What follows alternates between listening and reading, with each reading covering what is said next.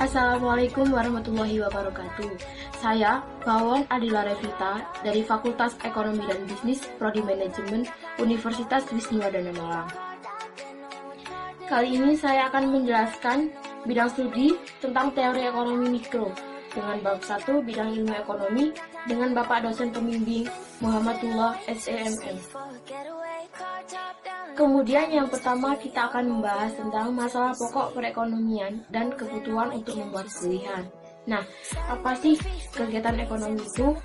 Kegiatan ekonomi adalah kegiatan seseorang, suatu perusahaan, suatu masyarakat untuk memproduksi barang dan jasa maupun mengonsumsi menggunakan barang dan jasa tersebut menurut Sukino tahun 1995.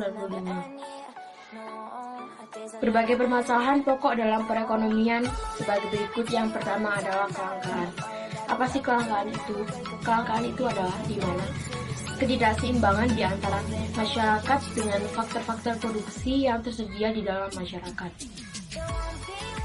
Kemudian faktor-faktor yang tersedia dalam perekonomian itu dibedakan menjadi 4 golongan.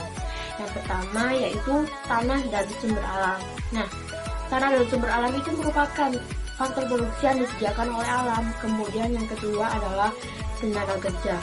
Tenaga kerja bukan saja berarti jumlah buruh yang terdapat dalam perekonomian. Arti tenaga kerja meliputi juga keahlian dan keterampilan yang mereka miliki. Kemudian yang ketiga adalah modal. Modal adalah faktor produksi yang meliputi benda yang diciptakan oleh manusia dan digunakan untuk memproduksi barang-barang dan jasa yang mereka butuhkan. Kemudian yang keempat ada keahlian. Keahlian adalah kemampuan pengusaha untuk menjadikan dan mengembangkan sumber daya yang dimiliki oleh perusahaan itu. Kemudian yang kedua ada membuat pilihan untuk memaksimumkan kerja. Nah, membuat pilihan itu dapat dilihat dari dua segi. Dari segi penggunaan sumber-sumber daya yang dimiliki dan dari segi mengonsumsi barang yang akan dihasilkan. Kemudian kita memasuki yang bagian definisi ilmu ekonomi dan bentuk analisisnya. Yang pertama, definisi ilmu ekonomi itu apa sih? Nah, definisi ilmu ekonomi itu persoalan pokok yang diterangkan dalam ilmu ekonomi adalah bagaimana masyarakat mampu memaksimumkan sumber-sumber daya yang terbatas untuk memenuhi kebutuhan mereka yang jumlahnya tidak terbatas. Kemudian yang kedua yaitu bentuk analisis. Menurut Sukirno, mengatakan bahwa analisis ekonomi dapat dibedakan menjadi 3 golongan. Yang pertama yaitu ekonomi deskriptif. Ekonomi deskriptif itu adalah ekonomi yang menggambarkan keadaan yang sebenarnya atau wujud dalam perekonomian. Contohnya, analisis tentang petani di Jawa Tengah adalah tergolong sebagai ilmu ekonomi deskriptif. Kemudian yang kedua ada teori ekonomi. Nah, teori ekonomi ini adalah pandangan-pandangan yang menggambarkan sifat-sifat hubungan yang wujud dalam kegiatan ekonomi dan ramalan tentang peristiwa yang akan terjadi. Apabila suatu keadaan yang mengaruhinya mengalami perubahan, ahli ekonomi mengatakan bahwa teori tanpa kenyataan tidak ada gunanya, tetapi mengetahui kenyataan saja tanpa teori tidak akan berarti sama sekali. Kemudian yang terakhir ada ekonomi terapan. Bidang ilmu ekonomi ini sering disebut juga dengan ekonomi kebijakan. Ini adalah cabang ilmu ekonomi yang menelaah tentang kebijakan yang perlu dilaksanakan untuk mengatasi masalah-masalah dalam perekonomian. Kemudian kita melanjutkan ke dalam alat-alat analisis dalam ilmu ekonomi. Nah, teori dan penjelasan ilmiah menentukan alat-alat agar dapat dengan lebih mudah dipelajari. Dalam ilmu ekonomi, usaha untuk memberikan penerangan yang lebih jelas mengenai teori-teori ekonomi dilakukan dengan pertolongan grafik dan kurva. Yang pertama itu adalah sifat penting suatu grafik. Nah, suatu grafik itu mempunyai 2 sumber datar dan origin dan nilainya adalah 0. Kemudian yang kedua yang diterangkan dalam suatu grafik itu penggunaan chart atau grafik akan membantu menerangkan tentang teori ekonomi. Kemudian kita lanjut ke dalam peran ilmu statistik dalam analisis ekonomi. Nah, ilmu statistik itu memegang peranan yang sangat penting di dalam mengumpulkan data mengenai berbagai aspek dari kegiatan suatu perekonomian. Apa sih hubungan ilmu ekonomi itu dan ilmu statistik? Nah, terdapat dua hubungan ya. Yang pertama adalah menyediakan berbagai jenis angka indeks untuk menunjukkan kecenderungan perkembangan variabel ekonomi. Kemudian yang kedua, menguji atau menyelidiki kebenaran pandangan tentang teori ekonomi.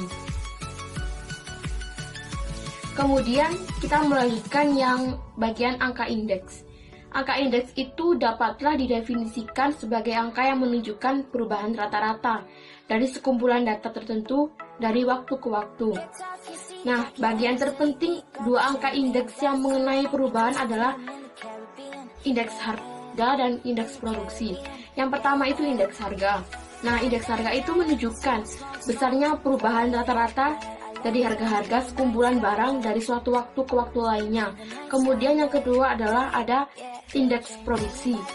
Indeks produksi itu menunjukkan perubahan tingkat produksi juga menghadapi masalah yang sama seperti menunjukkan perubahan tingkat harga.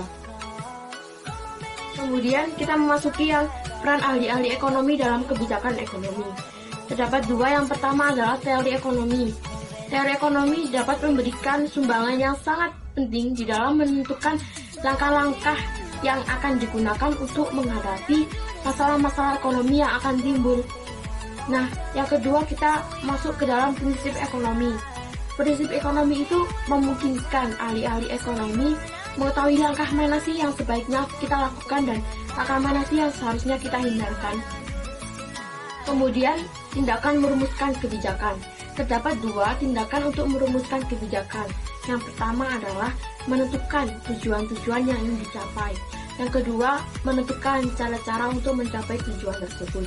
Tujuan utama dari kebijakan nasional terdapat 4. Yang pertama yaitu mencapai pertumbuhan ekonomi yang akan cepat. Kemudian 2, menciptakan kestabilan harga. Yang ketiga, membasmi pengangguran. Dan yang terakhir adalah mewujudkan distribusi pendapatan yang merata. Kemudian kita memasuki bagian mikroekonomi dan makroekonomi. Teori mikroekonomi. Nah, menurut Sukirno mengatakan bahwa mikroekonomi dapat didefinisikan sebagai bagian dari ilmu ekonomi yang menganalisis mengenai bagian-bagian kecil dari keseluruhan kegiatan perekonomian. Nah, dari kata mikro adalah kecil. Teori mikroekonomi atau teori harga mempelajari arus barang dan jasa, bagaimana harga barang dan jasa ditentukan dalam arus tersebut. Teori ini juga mempelajari arus sumber daya ekonomi dari pemilik sumber daya perusahaan, penggunaan khusus di mana sumber daya tersebut mengalir, dan bagaimana harga sumber daya tersebut ditentukan. Kemudian yang A, interaksi di pasar barang. Pengertian pasar. Apa sih itu pasar? Pasar adalah suatu institusi yang pada umumnya tidak wujud secara fisik yang mempertemukan penjual dan pembeli suatu barang. Nah, yang B, terdapat tingkah laku penjual dan pembeli. Yang pertama, tingkah laku pembeli berusaha memaksimumkan kepuasan yang mungkin ia nikmatinya. Kemudian yang tingkah laku penjual, mereka berusaha memaksimumkan keuntungan yang akan diperolehnya. Nah, yang C, terdapat interaksi di pasar faktor, menawarkan faktor produksi untuk memperoleh pendapatan yang selanjutnya akan digunakan untuk membeli barang dan jasa yang akan mereka butuhkan. Kemudian yang kedua ada teori ekonomi, ada teori makroekonomi.